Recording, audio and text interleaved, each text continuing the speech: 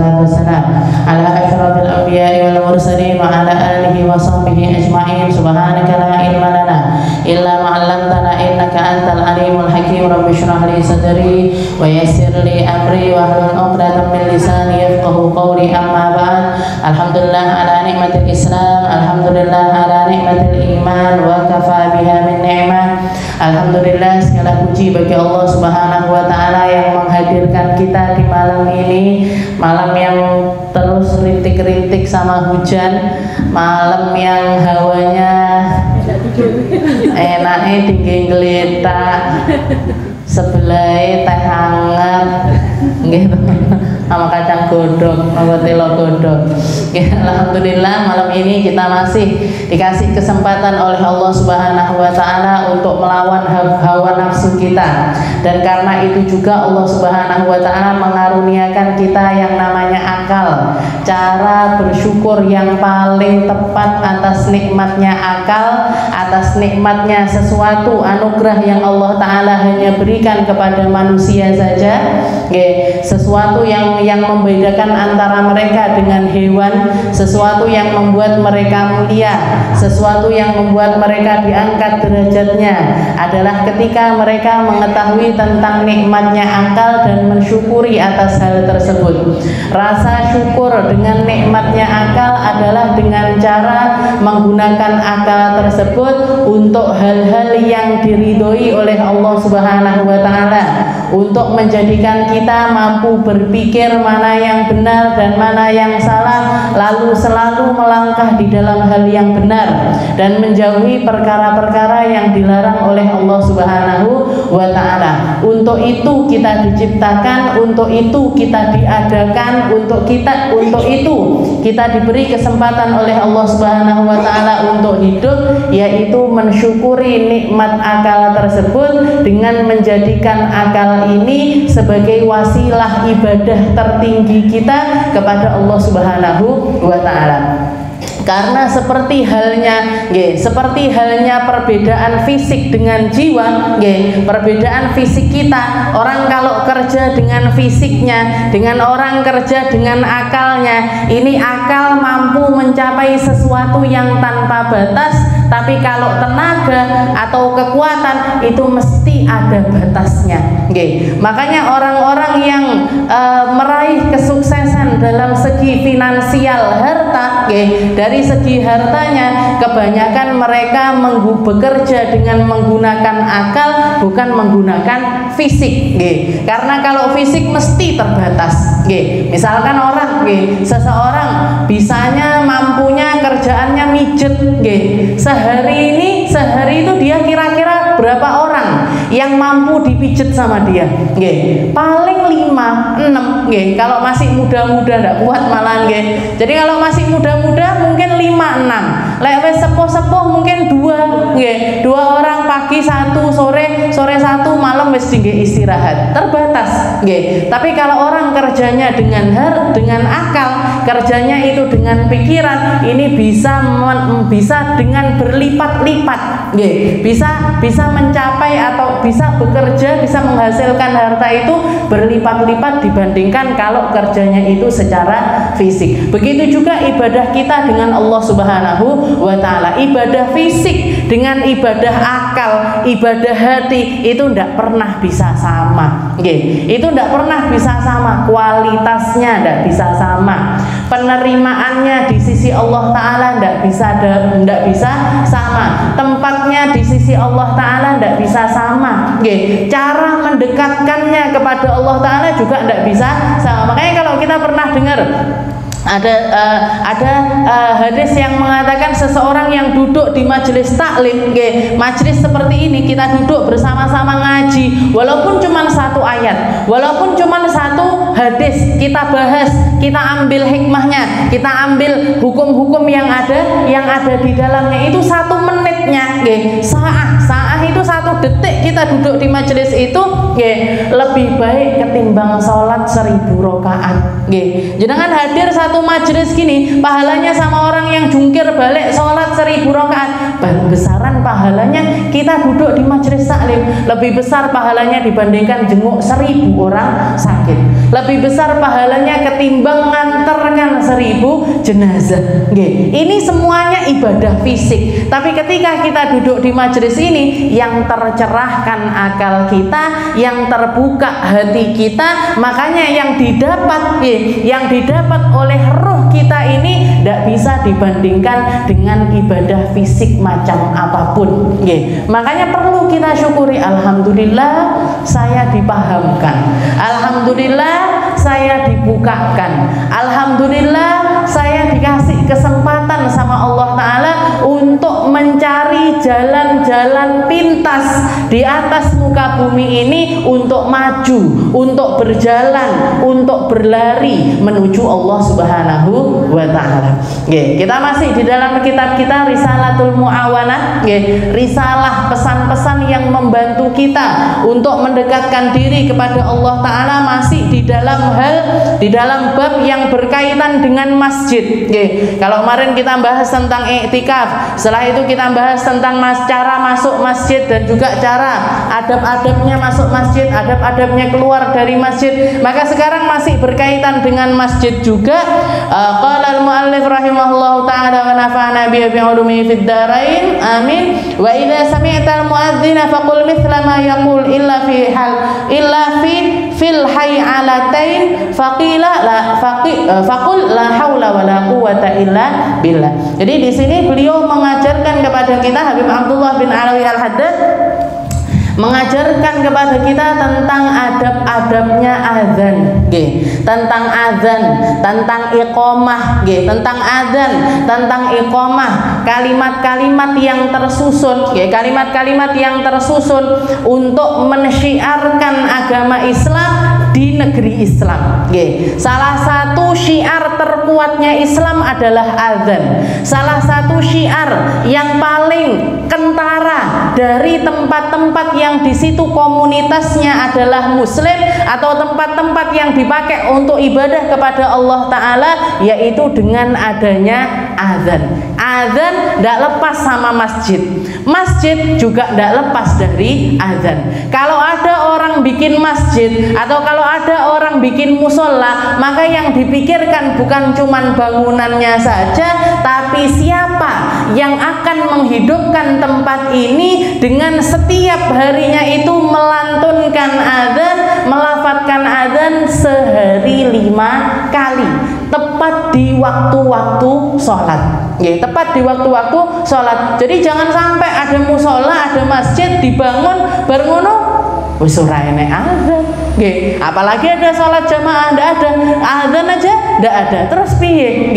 Maka ini tadi adalah orang-orang yang ndak menghargai wakaf-wakaf, atau ndak bisa menghargai sesuatu, tidak bisa mensyukuri nikmat yang Allah Ta'ala karuniakan di tempat tersebut berupa satu tempat yang diwakafkan untuk Allah Subhanahu wa Ta'ala. Jadi dipikirkan siapa yang azan, dipikirkan siapa yang ngimami, dipikirkan siapa yang meramaikan masjid ini, dipikirkan siapa yang memakmurkan musola ini agar semuanya optimal dipakai untuk kegiatan-kegiatan keagamaan, kegiatan-kegiatan yang baik, kegiatan-kegiatan yang mempersatukan umat Islam, mempersatukan umat Islam berjalan bersama-sama menuju Allah Subhanahu wa Ta'ala. Karena cuma di masjid, karena cuma di masjid orang masuk di dalamnya semua setara, semuanya setara.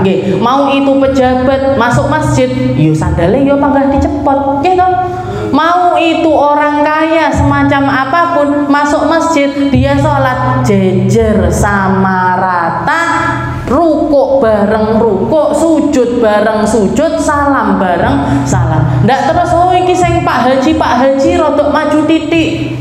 Ndak ada. Pak Hajinya harus di soft awal, ndak ada. Ini namanya masjid. Kenapa kok bisa seperti itu? Karena masjid ini adalah rumahnya Allah Ta'ala.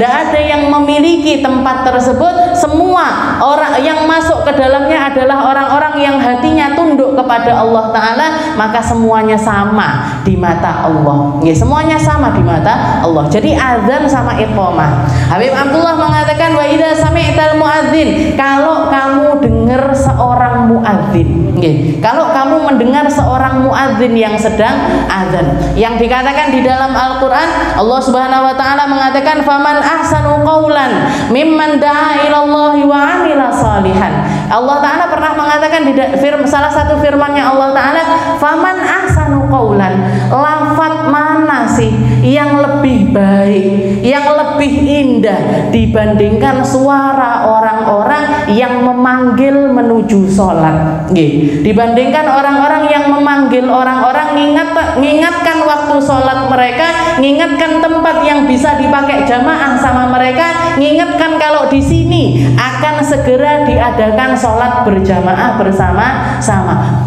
Pembicaraan macam mana yang lebih indah dibandingkan azan? Ajakan mana yang lebih indah dibandingkan azan? Makanya Sayyidah Aisyah mengatakan ayat ini saya yakin turunnya adalah untuk memuji para muadzin, para tukang azan yang sekarang ini di zaman kita ini seakan-akan tidak berharga, seakan-akan tidak ada tempatnya, seakan-akan bukan sesuatu yang mulia, seakan-akan bukan menjadi sesuatu yang bisa dibanggakan. Padahal Rasulullah SAW mengatakan di hari kiamat nanti orang-orang yang atwalu a'naqan, yang punya leher terpanjang, maksudnya yang punya kebanggaan, yang paling merasa bangga, yang punya kebanggaan tertinggi dengan profesi-profesi mereka adalah para tukang azan.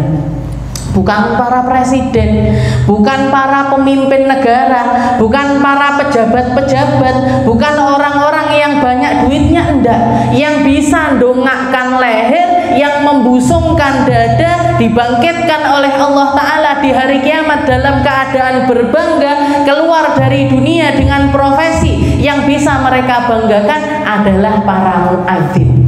Ini orang-orang yang paling bangga dan dibanggakan oleh, sampai dikatakan sama Rasul atwalu a'naqan, mereka orang-orang yang dikasih, ditampakkan sama Allah Ta'ala punya leher paling tinggi, punya leher paling panjang. Saking nopo? Saking mongkoki, saking bangganya dengan profesinya, saking senengnya sama profesi yang dia lakukan seumur hidupnya ketika di dunia, dibangkitkan sama Allah Ta'ala dengan berbangga.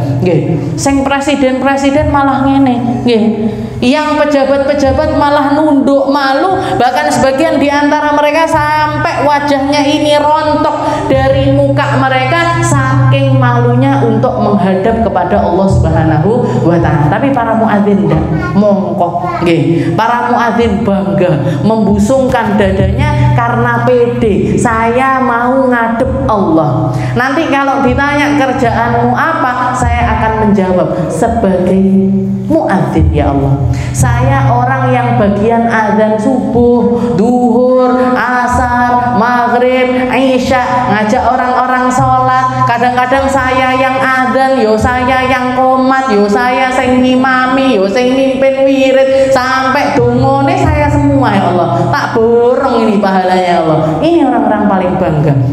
Orang di dunia, di dunia diremehkan.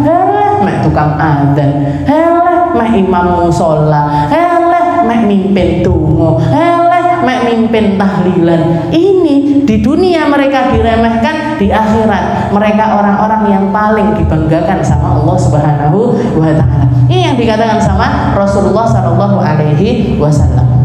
Jadi azan itu, azan itu menjadi syiar yang Allah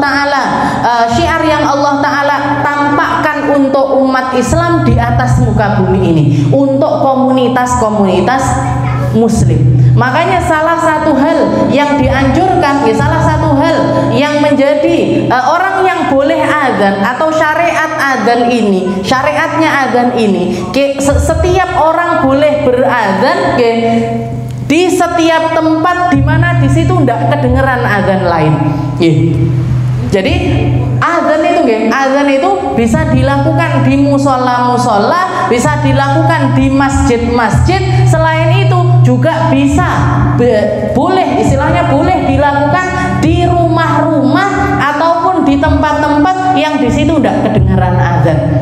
Misalkan ada orang punya rumahnya jauh banget dari masjid, dan di sekitar rumahnya tidak ada musola, tidak ada masjid. Gimana ini? Saya tidak kedengaran azan. Boleh tidak kalau mau sholat saya azan dulu, tidak langsung iqomah? Boleh.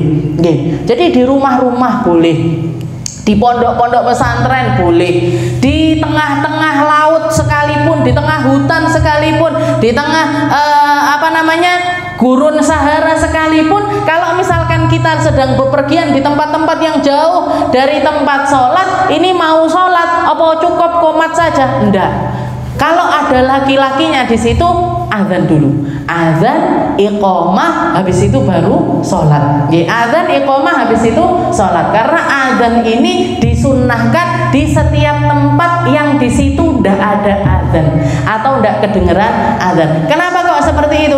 Karena Rasulullah SAW pernah mengatakan, kalau kalian azan, kalau ada seseorang azan, ada muadzin sedang mengumandangkan azan, maka setiap batu-batu, setiap kerikil-kerikil, setiap daun-daunnya pohon, setiap ikan-ikan yang ada di lautan yang dengar sama suara azan orang tersebut akan mintakan ampun bagi sang muadzin tersebut selama mereka mendengar azan. Makanya sunnahnya azan itu kita milih orangnya. Untuk muadzin ini harus dipilih orangnya. Yang paling dilihat apanya? Ketakwaannya. Yang paling dilihat takwanya seperti apa, kebaikannya seperti apa, amanahnya seperti apa. Orang ini tadi ketakwaannya yang seperti apa? Yang baik-baik. Yang baik-baik yang disuruh jadi yang dipilih untuk menjadi muadzin. Setelah itu yang seperti apa? Setelah itu yang suaranya paling menggelegar. Apalagi kalau ketambahan indah, suaranya bagus, banter, maka ini kita pilih. Mungkin kalau sekarang yang suara keras ini bisa nomor 2, yang dipilih yang paling indah karena ada yang namanya mikrofon seperti ini. Masih wong suaranya lirih ritek, kalau sudah pakai mic banter malian, gitu. Nah, kalau zamannya Nabi dulu yang dipilih yang paling menggelegar suaranya. Makanya Sayyidina Bilal yang dinaikkan, Sayyidina Abdullah bin Ummi Maktum yang dinaikkan jadi muadzin. Kenapa? Karena suaranya paling banter. Jadi setelah itu apa? Sunnah juga untuk di atas, di tempat yang tinggi, biar banyak, semakin banyak yang mendengar, semakin banyak yang akan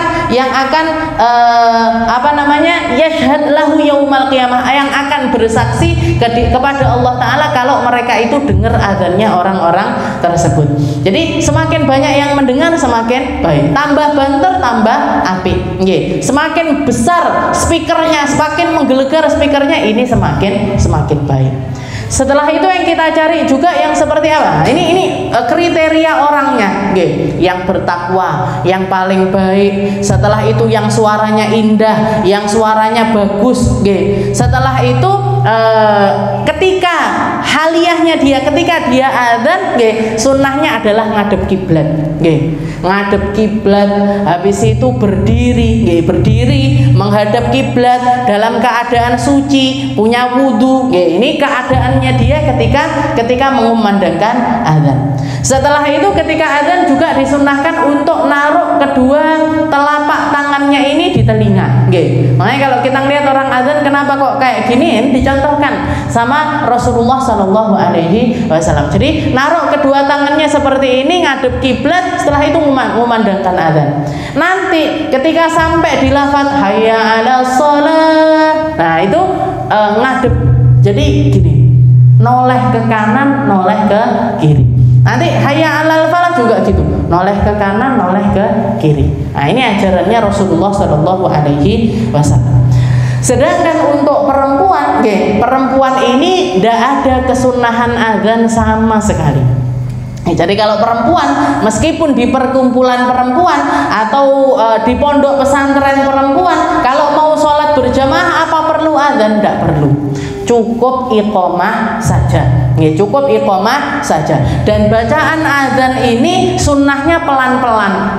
Allahu Akbar, Allahu Akbar, Allah. Nah, seperti itu apa? Sunnahnya adzan seperti itu. La iqamah, kalau iqamah sunnahnya cepat. Allahu Akbar, Allahu Akbar, asyhadu an la ilaha illallah. Nah, itu jadi kalau adzan sunnahnya pelan-pelan. Kalau iqamah sunnahnya pendek, apa? Cepat. Nah, ini ajarannya Rasulullah Shallallahu alaihi wasallam. Dan perempuan tidak disunnahkan adzan sama sekali.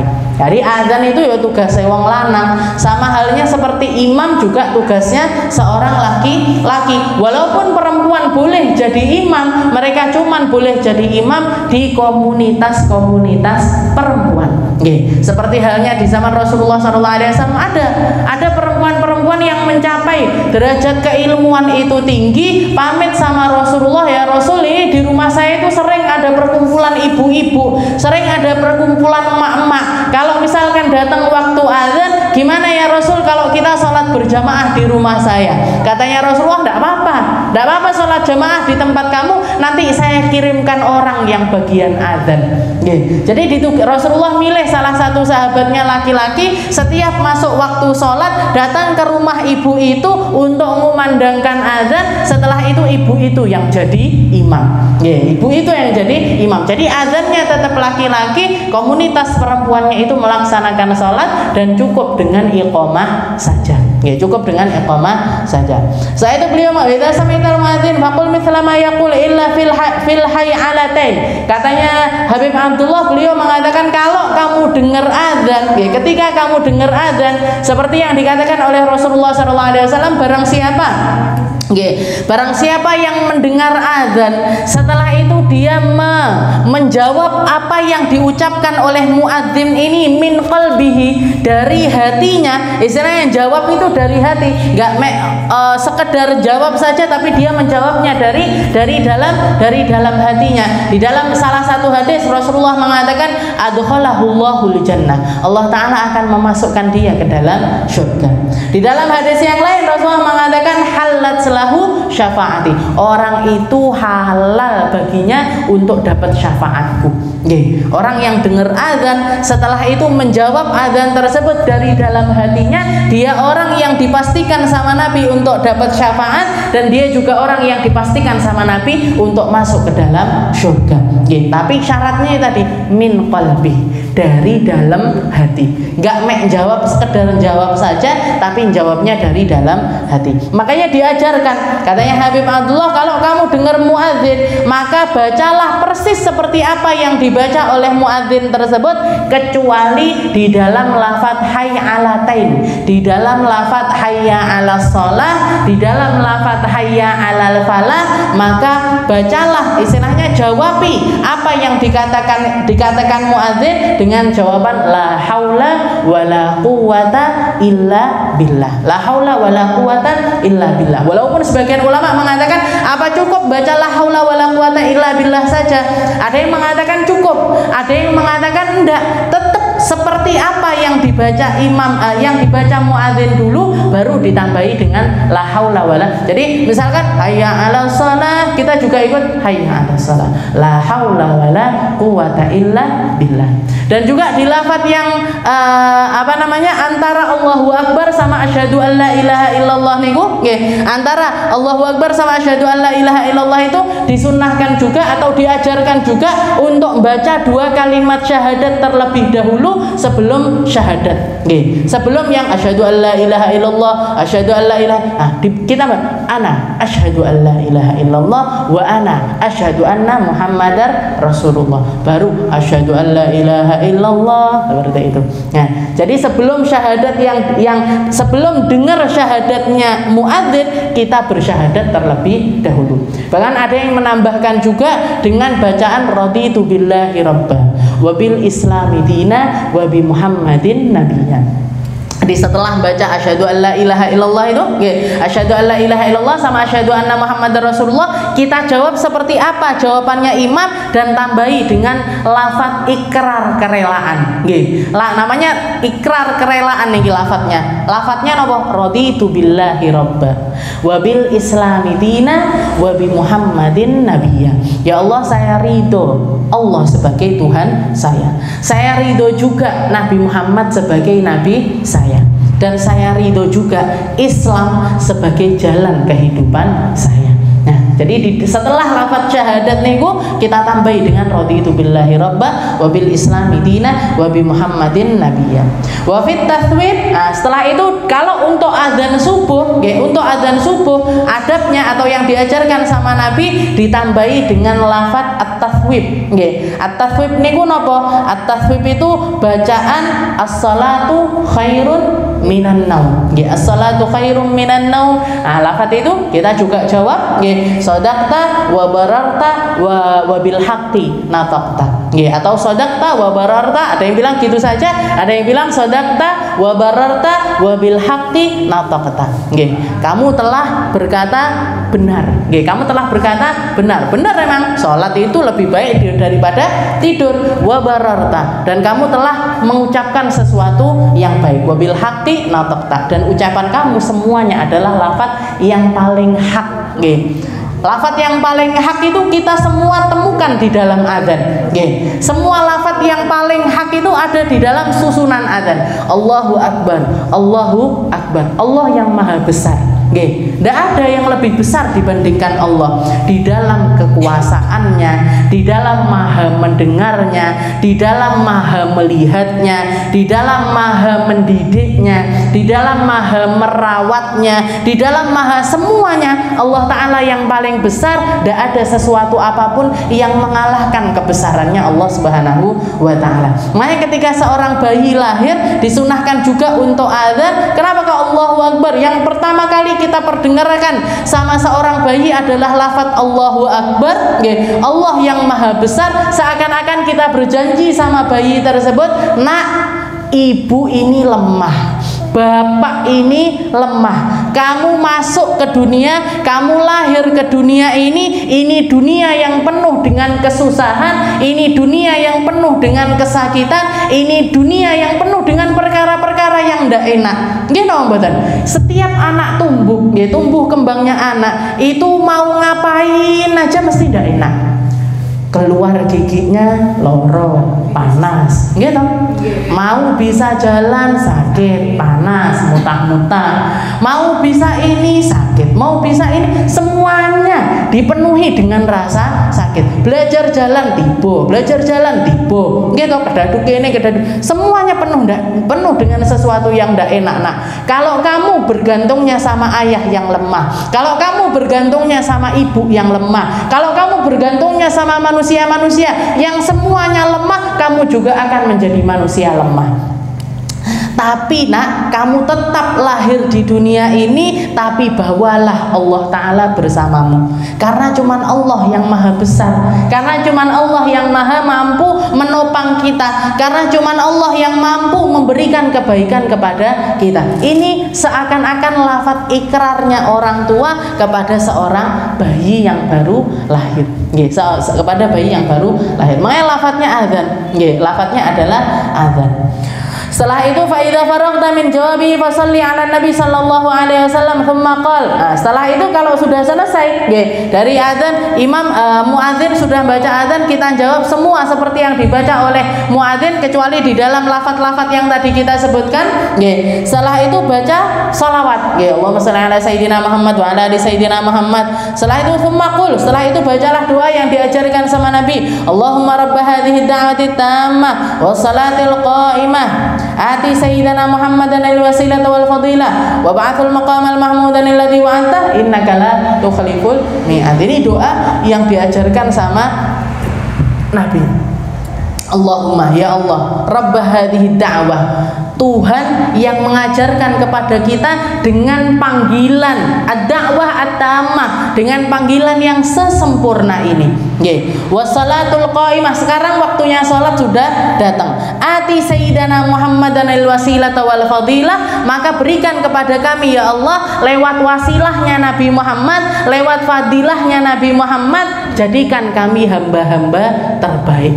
Wa ba'athul maqamal mahmudan alladhi wa'atta, dan sebagaimana engkau menjanjikan kepada Nabi Muhammad ini tempat yang tinggi, tempat yang mulia, alladhi wa'atta, innaka la tukhliful mi'ad, engkau adalah zat yang tidak pernah yang tidak pernah menyalahi dengan janji-janji yang engkau katakan. Nabi Muhammad ini wasilah terbaik kami. Nabi Muhammad ini jalan terterang yang engkau berikan kepada kami. Berikan yang terbaik kepada Nabi Muhammad karena telah memberikan yang terbaik untuk kami. Innaka la tukhliful mi'ad. Jadi kita nyari jalan lewat Rasulullah sallallahu alaihi wasallam. Minta lewat Nabi Muhammad. Minta kepada Allah Ta'ala lewat perantara Rasulullah sallallahu alaihi wasallam. Ini doa yang diajarkan oleh Nabi. Setelah itu wa aktsir minad du'a bainal adzan wal iqamah. Setelah itu perbanyak juga doa antara azan dengan iqamah, karena antara azan dengan iqamah itu salah satu waktu yang paling berharga. Itu salah satu waktu yang dikatakan paling mustajab. Sampai dikatakan oleh Nabi ad-du'a bainal adzanain ad-du'a bainal adzan wal iqamah mustajabun fad'u. Doa antara azan dengan iqamah itu mustajab, maka silahkan berdoa seperti apapun yang kalian inginkan. Doa apapun akan diijabahi oleh Allah Subhanahu wa Ta'ala. Di dalam hadis yang lain, baina kulli adzanaini salatun liman sya. Antara setiap dua adzan itu ada salat bagi siapapun yang pengen melaksanakan salat. Maksudnya dua adzan itu antara adzan sama iqamah. Dan doa yang terbaik itu salat. Doa yang kalau jenengan nyari doa yang terbaik itu semua ada di dalam salat. Permintaan terbaik itu permintaan yang kita lakukan di dalam salat. Makanya dikatakan baina kulli adzanaini salatun liman sya. Antara adzan sama iqamah itu ada salat. Ada salat sunnah bagi siapapun yang pengen melaksanakan salat. Dari hadis ini kita ambil bahwasanya setiap sholat 5 waktu itu ada qobliyahnya, ada sunnah qobliyahnya. Jadi qobliyah subuh ada, qobliyah zuhur ada, qobliyah asar ada, qobliyah maghrib ada. Sebagian orang tidak mau melaksanakan qobliyah maghrib. Maghrib itu tidak ada qobliyahnya. Yang tidak ada qobliyah, yang tidak diperbolehkan untuk melaksanakan sholat di sebelum maghrib itu kalau belum azan maghrib. Kalau belum azan maghrib tidak boleh, tidak ada sholat sunnah, bahkan haram sholat di waktu tersebut. Tapi kalau sudah masuk waktu maghrib, silahkan untuk melaksanakan sholat. Boleh. Jadi baina kulli adzanaini sholatun liman sya. Sebelum maghrib ada. Sebelum isya juga ada. Jadi setiap sebelum sholat wajib itu ada sholat sunnah yang diperbolehkan bagi kita untuk melaksanakannya. Liqauli alaihi salatu wassalam ad-du'a bainal adzan la yurad. Doa antara dua adzan itu tidak pernah tertolak, tidak pernah ditolak sama Allah Subhanahu wa Ta'ala. Wa min du'ail warid fi hadhil waqt. Dan salah satu doa yang diriwayatkan oleh Rasulullah SAW untuk kita baca di setiap kali setelah mendengar azan adalah lafaz Allahumma inni as'alukal afwa wal afiyah fid dunya wal akhirah. Ya Allah, beri kami kesehatan, beri kami pengampunan. Ya Allahumma inni as'aluka. Ya Allah, saya minta. Yang pertama kita minta apa? Al afwa. Pengampunan. Kita minta pengampunan di setiap tindak tanduk kita, di setiap apa yang kita lakukan. Wal afiyah, dan juga kesehatan. Minta pengampunan sama minta kesehatan fid dunya wal akhirah. Maksudnya minta selamat di dunia dan juga di akhirat. Wa qad waradal has ala sunnah ala hadzal du'a fi ghairi hadzal waqt fa 'alaika bihi fa innaka min ajma'il ad'iya'i wa afdaliha. Dan lafaz ini, lafaz doa yang seperti ini bisa kita laksanakan walaupun tidak antara azan dengan iqamah, bisa dilakukan kapan saja, dan ini termasuk salah satu doa terbaik.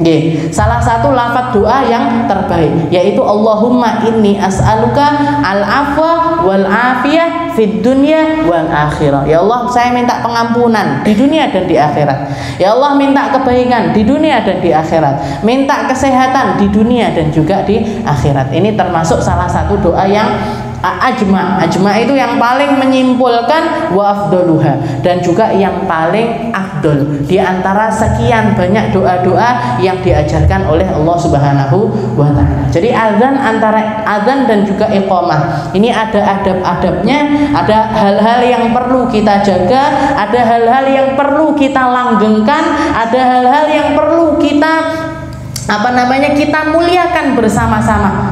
Kita angkat derajatnya bersama-sama. Para muadzin kita perhatikan, para imam-imam masjid ataupun musola kita perhatikan. Ini orang-orang yang berjuang untuk agama, orang-orang yang bernilai di sisi Allah taala. Ketika kita memandang mereka dengan pandangan mulia, maka ini menunjukkan kalau hati kita, cara pandang kita sedang dimuliakan oleh Allah Subhanahu wa taala, sedang diangkat.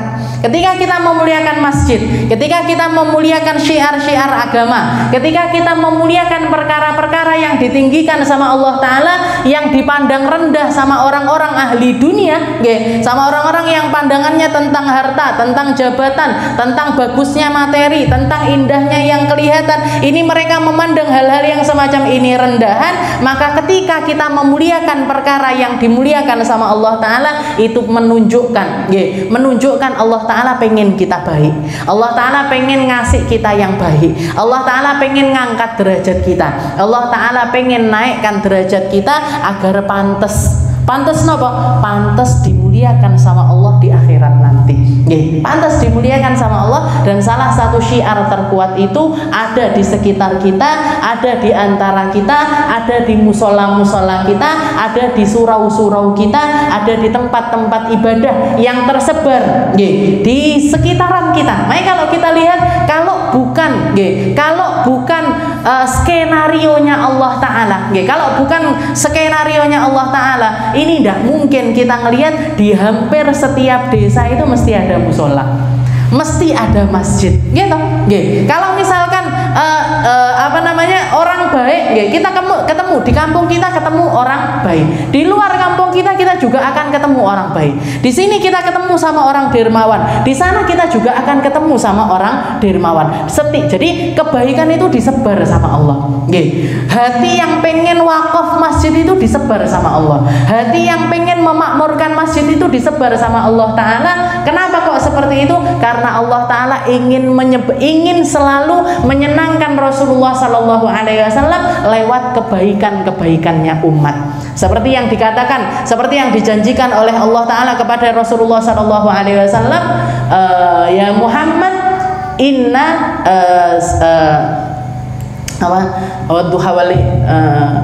wala saufa yu'tika rabbuka fatardu. Wahai Muhammad, akan aku beri kamu sampai kamu puas. Wa inna la yukhzika ya Muhammad, kami tidak akan pernah mengecewakan kamu, tidak akan pernah menyia-nyiakan usahamu, tidak akan pernah menghapuskan apa yang telah kamu usahakan ini selama-lamanya. Sampai dunia ini digulung, akan selalu ada orang baik di mana-mana, kumpulan baik di mana-mana, musola di mana-mana, masjid di mana-mana, tukang adzan di mana-mana. Akan selalu aku sebarkan seperti itu wahai Muhammad, agar kamu selalu ridho dengan setiap zaman, dengan setiap tempat. Akan selalu ada kebaikan-kebaikan di dalamnya. Jadi Allah taala melanggengkan kebaikan di atas muka bumi ini untuk menyenangkan hatinya Rasulullah sallallahu alaihi wasallam. Maka beruntungnya kita kalau dipakai sama Allah taala, punya peran, dikasih peran sama Allah taala, menjadi salah satu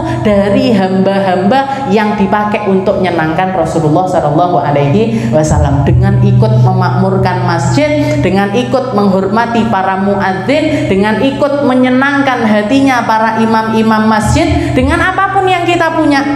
Yang kita punya senyuman, yuk disenyumi Pak.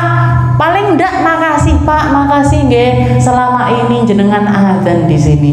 Pak, makasih nggih wes istiqomah ngimami masjid. Lek jenengan punya hadiah kecil-kecilan nggih, punya hadiah, oh saya mampunya ngasih. bodoh tak kei sarung lah, bodoh tak kasih koko lah, atau kalau jenengan pas punya rezeki ini ada makanan lebih ini tak kirimkan ke Pak tukang adzan, Pak imam masjid. Kita perhatikan dengan cara-cara yang seperti itu menunjukkan kalau hati kita sedang dimuliakan sama Allah Ta'ala, dan Allah Ta'ala berkenan untuk mengangkat derajat kita.